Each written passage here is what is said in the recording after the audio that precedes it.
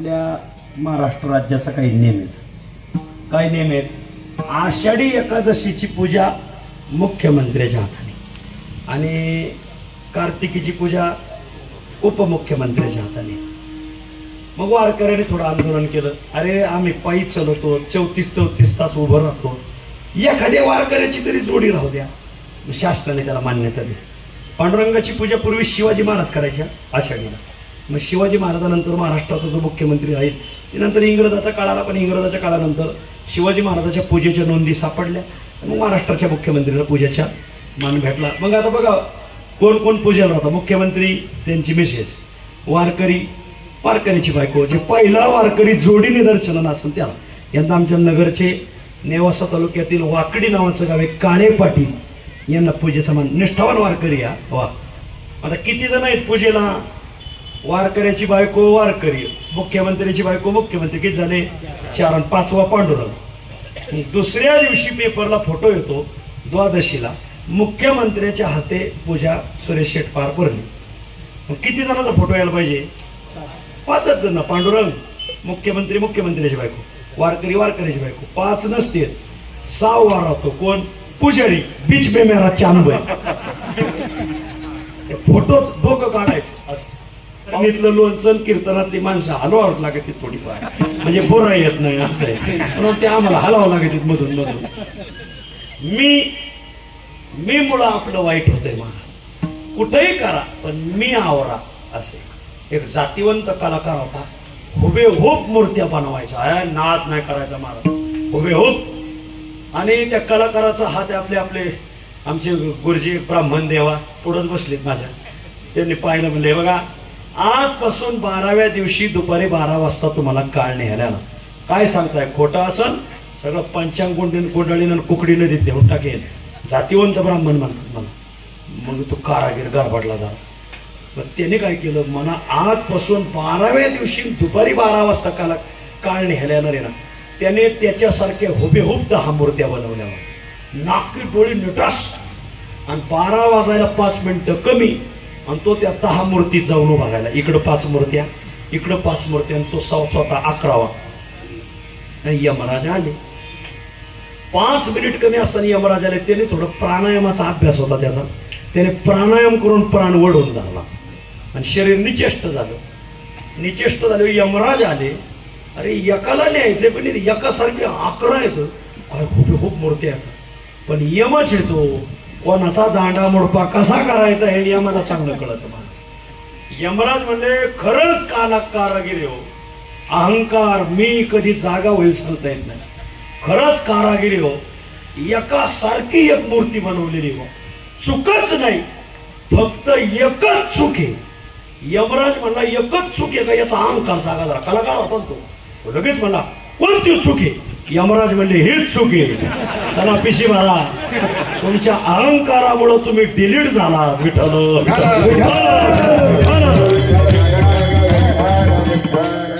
आजपासून सगळे माझ्या आई वडिलाचे समान आहेत. मायबाप एवढ्या 3 गोष्टी या मंडपातून टाकून द्यायच्या. 1 वाईट बोलणं टाकायचं, ते आपलं वाईटच करतं. 2 वाईट प्रारब्धाचा अंगीकार करू नका, ते आपण तयार केलेलं आहे ना. बँकेत आपण पैसे टाकले तर व्याज भेटल ना, जसा पैसा तसं व्याज, ते आपणच तयार केलेलं आहे. इथून पुढे तरी चांगलं प्रारब्ध तयार करा. आणि 3 मी आणि माझं याला आवर घाला. या 3 गोष्टी जीवाचं वाईट करतात. महाराज मग बरव करतात अशा गोष्टी कोणत्या? 1 लिंगता धरली, बरव होतं. 2 दृष्टी उघडली, बरव होतं. आणि 3 देवीला शरण गेले, बरव होतं. तुकोबाराय अभंगाच्या 2ऱ्या चरणात सांग.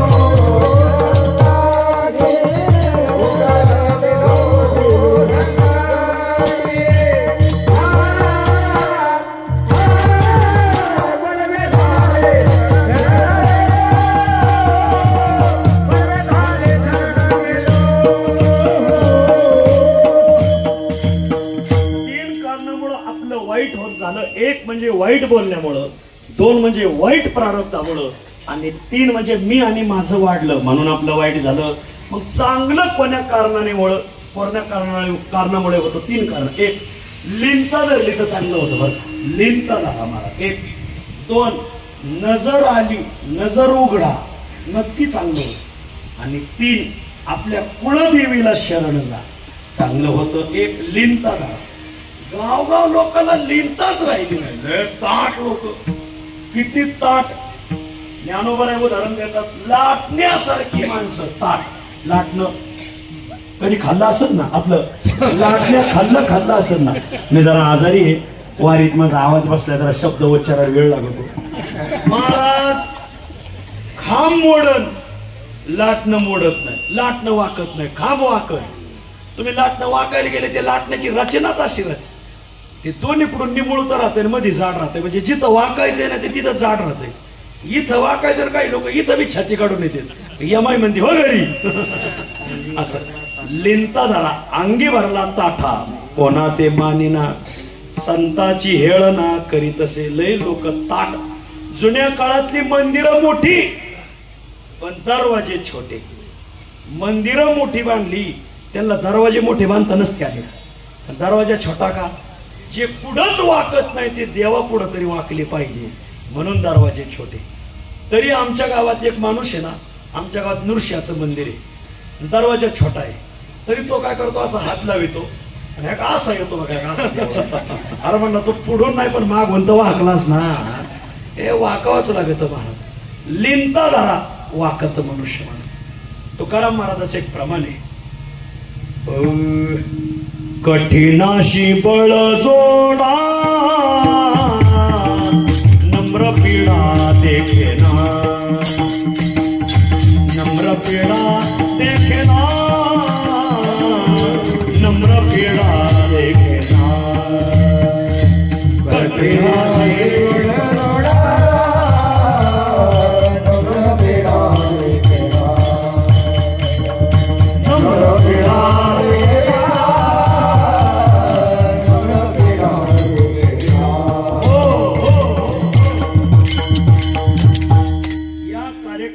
एवढं एक प्रमाण घरी घेऊन जा. कोणतं? कठीणाशी बळ जोडा. तुम्ही जेवढं काठीण्य धरता तेवढा तुम्हाला बळाला जोडा लागणार, म्हणजे लागणार. आणि नम्र पीडा देखेना, तुम्ही जेवढी नम्रता धरता तेवढे संकट टळते.